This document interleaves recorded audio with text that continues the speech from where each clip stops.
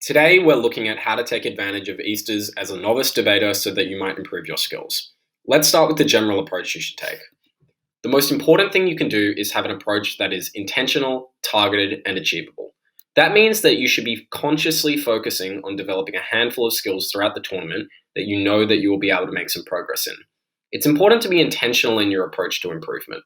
If you go to Easters, you'll improve no matter what. You'll debate skilled debaters, get strong feedback, and work in a team. It would be hard not to improve. But if you really want to make the most of your experience, you need to be consciously improving. That means setting goals, seeking out additional development opportunities, and reflecting on your progress. We'll talk more about this on the next slide.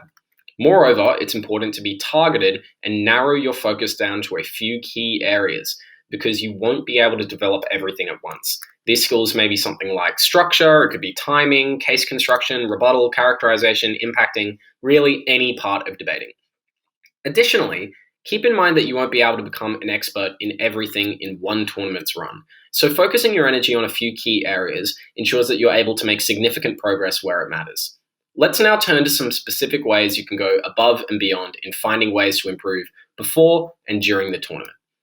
Before the tournament begins, you're going to want to do a few things.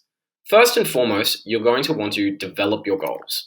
The best way to do this is to find a more experienced debater and ask them to watch you speak and then give you some feedback. The more times you can do this with them, the better. They'll be able to pinpoint areas they think you can improve and help you refine your focus. If you're attending Easters with a pro, this is normally a good person to ask. If you're not, you might ask someone else in your society or a senior member of the circuit whom you know. If you're from a society with very few experienced members or there's nobody you feel comfortable reaching out to, try going to a smaller tournament in the lead up to Easters. The adjudicators there can provide you with detailed feedback after each debate. Once you've worked out what your goals are, you'll want to think about how you're going to specifically meet them. Again, experienced debaters are a great resource to lean on to get specific advice about what you should be doing.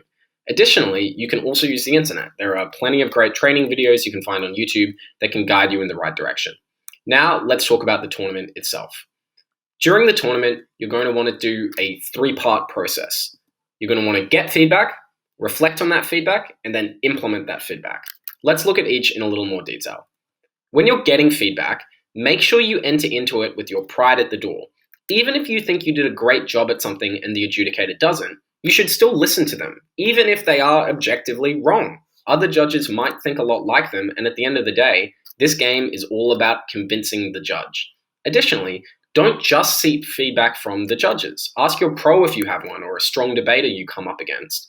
Make sure you're asking specific questions, both about what you could improve in and also what you did well. It's important to understand what you should be repeating as well as what you should be avoiding.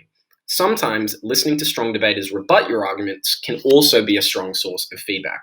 You can listen and go, oh, I could have done that better to avoid this rebuttal, and that's going to help you refine your process. Finally, make sure that you're taking notes. There's no point in listening to feedback if you forget it the next day. It's important to keep detailed and rigorous goal-setting notes that you're able to use to then improve on what you're currently doing. Then, when you reflect on that feedback, work with your team to figure out what the best thing to do is when you then put it into practice. Be open and experimental with the process. Don't stick to what's comfortable if it means sticking to something that's holding you back. And then finally, put it into practice and repeat the process all over again. Use what you learned, do it in a speech, listen to some feedback, reflect on that feedback, and do it again. Every debater at this tournament will have 6 opportunities to do that at minimum, and if you're going to tournaments beforehand, that's even more. Finally, let's briefly touch on other elements of the tournament. Easters is all about developing your skills in debating, but it's also about meeting new people, having fun, and learning more about the world.